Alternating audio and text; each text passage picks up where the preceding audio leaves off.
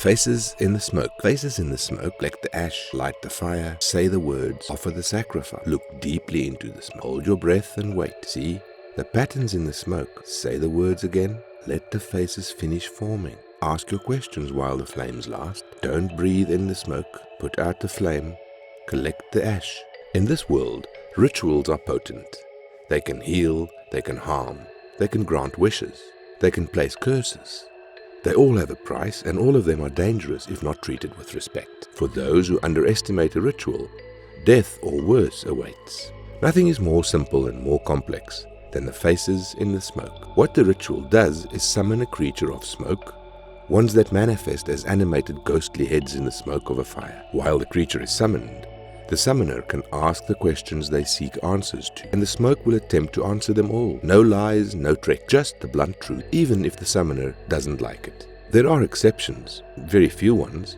The faces in the smoke can't answer anything not of this reality, so information about visitors from other dimensions will not work. There are also some creatures, artifacts and items that the ritual will not bring knowledge of, either because the thing in question has been warded to block the face's knowledge, or because again it's of an existence not belonging to this world. The last restriction is, the faces in the smoke cannot answer questions about the future, just the present and the past. What will be is constantly in flux, so the answer will always change. Everything else, from cures to diseases, weaknesses of anomalous creatures, even counters to unwanted transformation, all these can be revealed with this ritual. To summon the faces in the smoke, the ritual is simple, but messing it up has dangerous consequences. First, take your most precious possession, not your favorite or the most expensive, but the item that has the most emotional value to you, and then burn it. Burn it until all you have left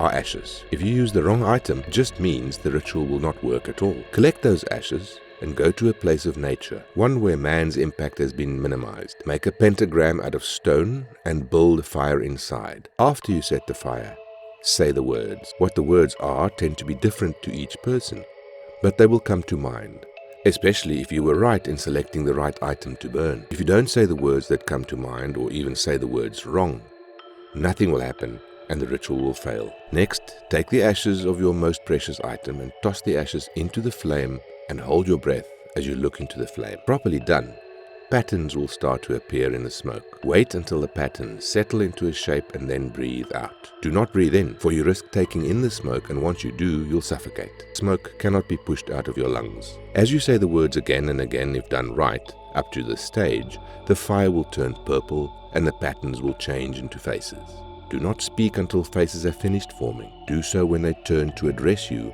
and all the eyes of the faces in the smoke are wide open. If you speak before the faces have finished forming, flame will explode in a massive purple fireball. Most who messed up this stage have not survived from their injuries. The fire will be burning your fuel source much more intensely now, so while they are lit, you can ask any question you do not know the answer to. As you do so, the answers will appear in your brain. There's nothing the faces in the smoke cannot answer. Do not ask questions you already know answers to.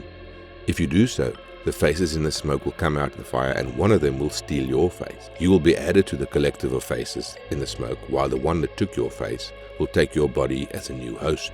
Remember to be careful not to breathe in the smoke, because again, once they're in your lungs, you won't be able to expel them. Do not say the words again that were used to summon the faces while they're already present. Doing so will cause an explosion, which at the distance the summoner is at, the injuries are not survivable.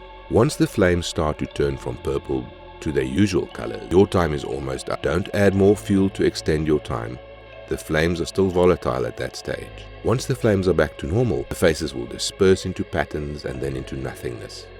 At that stage, it's okay to put out the flames. Take notice of the ashes of your precious eye. At the end of the ritual, they'll have been compressed into a purple crystal. Crystal can be shattered again and used as the sacrifice needed to resummon the faces in the smoke. It is repeatable at any time until the end result of the ritual produces a black stone, similar to obsidian. What that means is that the summoner has a new precious object and that it must be burned for the ritual to work in the future. A simple ritual, but can grant key things to those smart enough to ask the right questions. Because truth begets knowledge. Knowledge is power, and power means freedom.